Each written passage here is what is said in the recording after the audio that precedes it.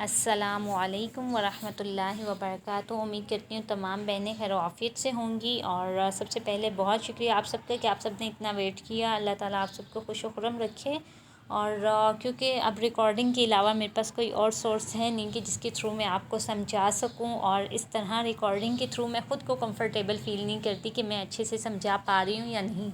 لیکن کیونکہ اب یہی ایک سورس تھا تو اسی کو ہی فالو کرنا ہے۔ پہلے ویڈیو کے تھرو میں سمجھانا چاہ رہی تھی، لیکن یہ ہے کہ وہ 2 منٹ سے زیادہ کی ریکارڈنگ فارورڈ ہوتی نہیں ہے، تو پھر اس میں اپنی بات کمپلیٹ کرنا وہ بھی کافی ڈیفیکلٹ ہو جاتا ہے۔ اور زوم ایپ پر جو ہے وہ آلریڈی مسئلہ تھا کہ لیپ ٹاپ نہیں تھا، اور دوسرا یہ ہے کہ کمبائنڈ اسٹوڈنٹ جوائن نہیں کر پا رہی تھی، تو یہ کافی سارے ایشوز تھے۔ تو یاد رکھیے گا، قاعدۃ الحرمین جو ہے یہ چھوٹا سا ایک کورس ہے، 1 ہفتے کے اندر انشاءاللہ ہم اس کو کور کر لیں گے،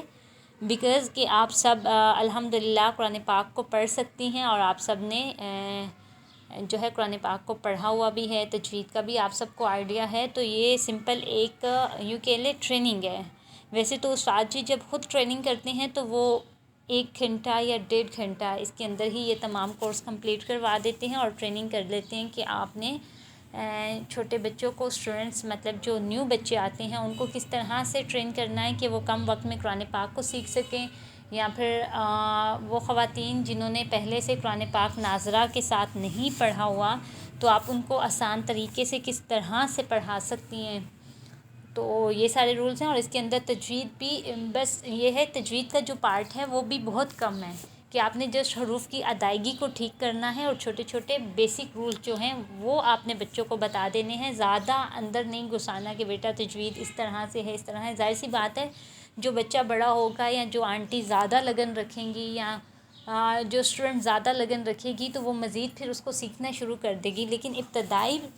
جو بچے ہوتے ہیں یا ابتدائی جو خواتین سیکھنا چاہتی ہیں قرآن پاک کو، تو ان کے لیے ہمیشہ آپ کو بھی میں یہ کہوں گی آسان طریقہ یوز کیا کریں، جس کے تھرو ان کے دل میں قرآن پاک کی محبت ہو، اور وہ قرآن پاک کو کوئی بہت مشکل کتاب نہ سمجھیں، کیونکہ اللہ تعالیٰ نے اس کو آسان کر کے نازل کیا ہے، تو ہمارا بھی یہ فرض بنتا ہے کہ ہم جو سامنے والا ہمارا اسٹوڈنٹ ہے اس کے اکارڈنگ اس کو سمجھائیں۔ اگر ہم تھوڑی مشکل الفاظ یوز کر رہے ہیں، اس کو وہ چیز سمجھ نہیں آ رہی، تو آپ کوشش کریں اپنے الفاظ آسان کر لیں، آپ اس کو پریکٹیکل کر کے دکھائیں۔ ہو سکتا ہے کہ ڈفرینٹ میتھڈ آپ فائنڈ آؤٹ کیا کریں کہ میں اس بچے کو، یا اس کی ول پاور کتنی ہے کہ میں اس کو کس طرح سے پڑھاؤں گا تو اس کو میری یہ چیز جو ہے وہ سمجھ آئے گی۔ تو اسی طرح قاعدۃ الحرمین کا جو کورس ہے یہ بھی ایک چھوٹا سا کورس ہے، اس کے اندر آپ کو بیسیکلی ٹرین کر دیا جاتا ہے کہ آپ نے کس طرح سے اسٹوڈنٹس کو گائیڈ کرنا ہے۔ اور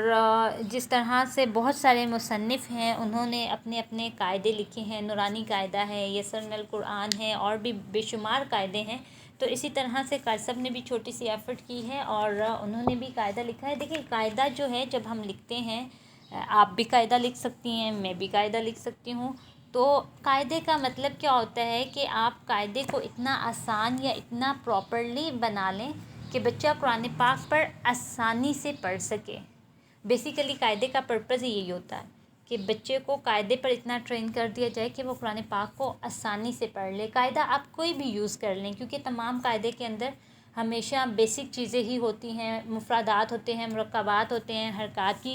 کچھ لیسنز ہوتے ہیں، الفاظ ڈفرینٹ ہوتے ہیں، لیکن ٹاپک جو ہوتا ہے سیم وہی ہوتا ہے۔ تنوین ہو جاتی ہے، اس کے علاوہ جزم کا ہے، تشدید کا ہے، مد کے حوالے سے لکھ دیا جاتا ہے، تو یہ جو بیسک چیزیں ہوتی ہیں ہم نے اسٹوڈنٹس کو یہی سکھانی ہوتی ہیں۔ بات قاعدے کی نہیں ہوتی کہ آپ نے کون سا قاعدہ بچے کو پڑھانا ہے، آپ نے قاعدۃ الحرمین پڑھانا ہے، آپ نے نورانی قاعدہ پڑھانا ہے، آپ نے یسرنا القرآن پڑھانا ہے، یا کوئی اور قاعدہ پڑھانا ہے، اقرا قاعدہ ہے، مدنی قاعدہ ہے، تو ڈپینڈ یہ کرتا ہے کہ آپ کا طریقہ کیا ہے، آپ کا میتھڈ کیا ہے، کہ آپ کس میتھڈ کے تھرو پڑھا رہے ہیں۔ قاعدہ آپ کوئی بھی اٹھائیں، میتھڈ آپ کا شاندار ہونا چاہیے، ٹھیک ہے۔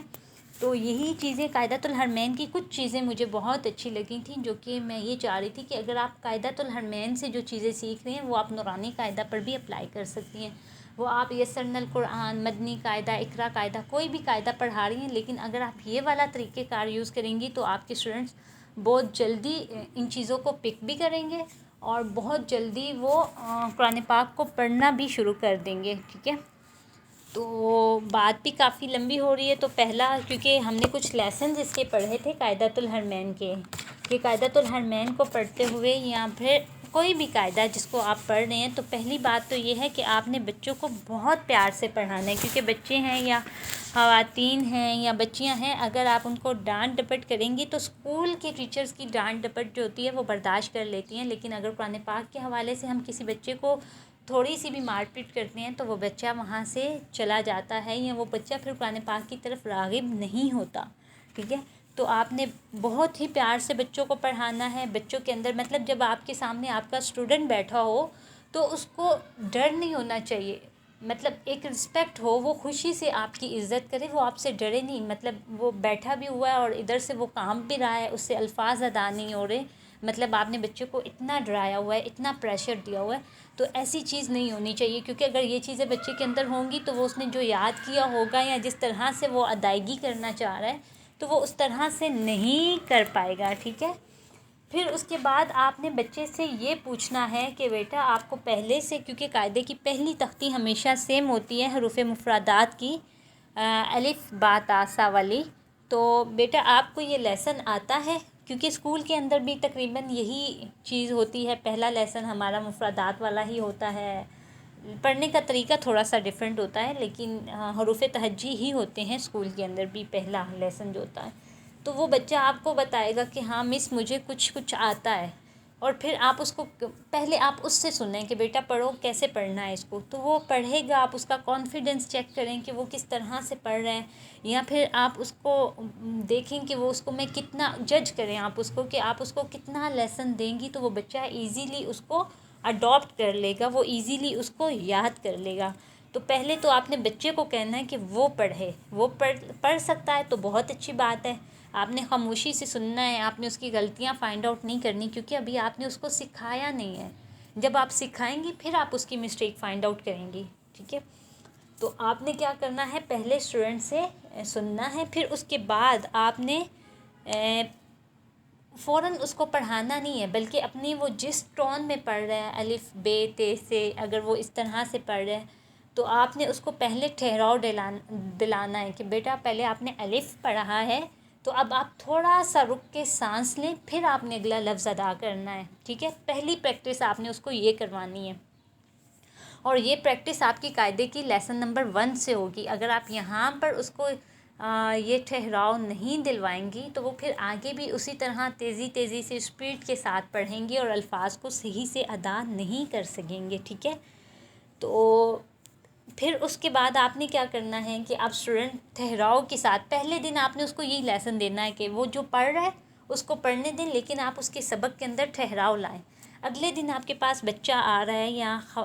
خاتون ہے کوئی، تو پھر آپ ان کو اگلا لیسن بھی، مطلب خاتون ہے ظاہر سی بات ہے وہ ذرا جلدی پک کر لیں گی، بچہ ہے تو وہ تھوڑا چھوٹا ہے تو اس کو تو آپ نے آرام سے چلانا ہے، اسٹیپ بائی اسٹیپ، تو یہ پھر آپ پہ ڈپینڈ کرتا ہے کہ آپ نے کس طرح سے اس چیز کو پریزنٹ کرنا ہے، ٹھیک ہے۔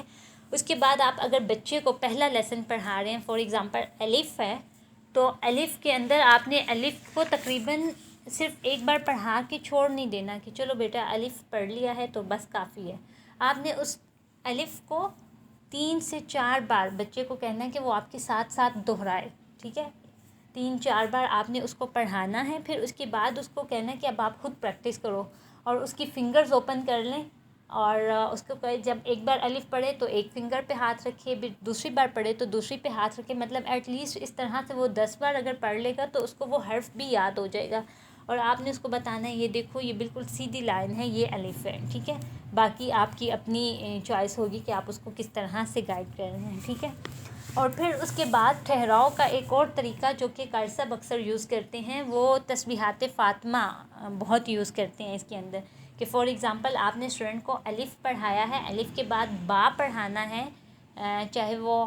خاتون خانہ ہے یا کوئی کالج گوئنگ اسٹوڈنٹ ہے یا کوئی بچہ ہے، با پڑھ جانا ہے تو اس کے درمیان میں آپ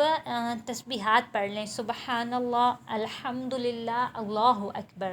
آپ یہ 3 تسبیحات پڑھیں گی ایک ایک بار، پھر اس کے بعد آپ با پڑھیں گی تو آپ نے ان کو یہ جج کروانا ہے جیسے آپ نے الف پڑھا، اس کے بعد آپ نے 3 بار تسبیحات فاطمہ پڑھی ہے، اس کے بعد آپ نے با پڑھا ہے، تو ان دونوں حروف کے درمیان اتنا سانس لینا ہے، آپ نے اتنا گیپ لینا ہے، اور تسبیحات فاطمہ کے علاوہ آپ اس میں درود شریف بھی کہہ سکتی ہیں، چھوٹا درود شریف جو ہے، کلمہ طیبہ، یا اس طرح کی کوئی بھی آپ ایکٹیویٹی رکھ سکتی ہیں جس سے آپ نے ان کے الفاظ کے اندر ٹھہراؤ لانا ہے، ٹھیک ہے۔ سب تو تسبیحات فاطمہ یوز کرتے ہیں، آپ کوئی بھی میتھڈ یوز کر سکتی ہیں، ٹھیک ہے۔